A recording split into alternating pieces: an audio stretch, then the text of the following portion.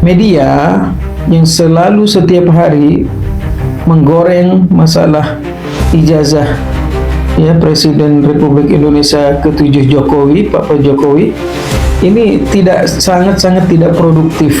Ya, sangat tidak produktif. Mestinya media itu lebih banyak.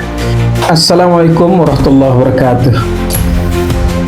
Teman-teman, setiap hari masih kita dapat berita saja ya, di TV-TV masih dibahas tentang ijazah mantan Presiden Jokowi ya. Khusus untuk ijazah ini sangat menyita energi perhatian rakyat Indonesia. Saya yakin juga perhatian Pak Prabowo, saya yakin juga beliau mengikuti ya berita masalah ijazah ini. Padahal yang mesti perlu banyak waktu yang harus dihabiskan adalah membahas ekonomi Indonesia. Mestinya itu berita-berita yang ada di media ya, mestinya itu yang harus dikedepankan, bukan masalah ijazah ya. Prabowo, presiden kita, sedang sangat serius berusaha keras untuk menjaga kestabilan negara Republik Indonesia ini. Karena di belahan negara lain sedang ada peperangan yang berimbas pada ekonomi. Kalau perang ini dan berlanjut terus, maka dampak besarnya kepada negara Indonesia itu pasti sangat dirasakan. Ya, bayangkan saja kalau selat yang di Iran ditutup, selat Hormuz, maka ekonomi dunia akan bergoncang. Minyak, BBM dan seterusnya pasti melambung harganya.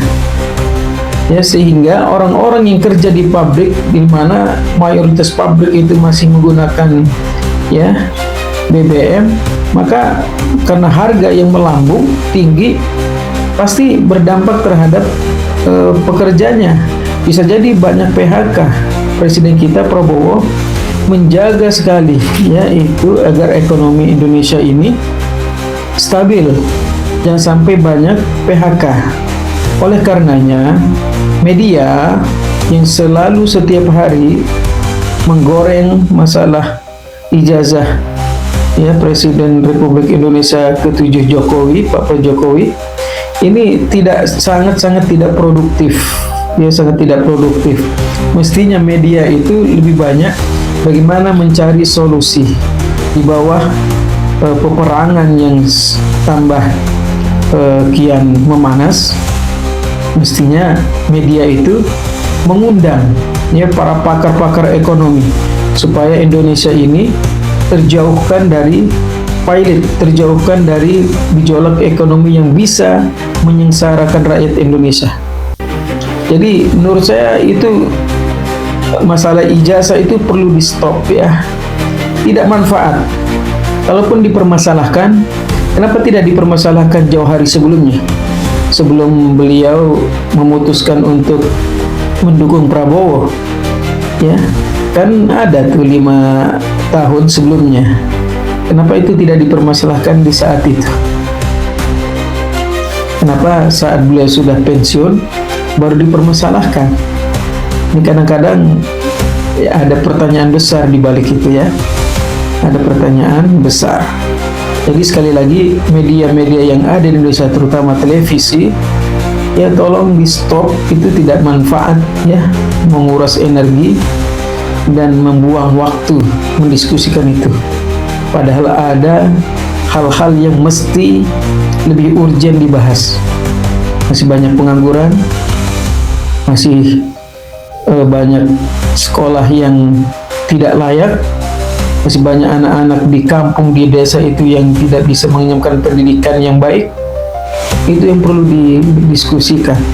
Banyaknya sarjana yang menganggur, kemudian kualitas pendidikan dan seterusnya. Itu yang mesti harus dibahas setiap hari, bagaimana memajukan.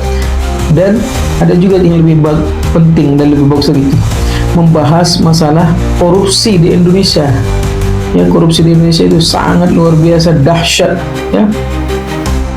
Bisa menyengsarakan satu orang, bisa ya korupsi ratusan triliun, ya, dan hukumannya sangat ringan. Itu yang perlu dibahas mestinya, bukan masalah ijazah.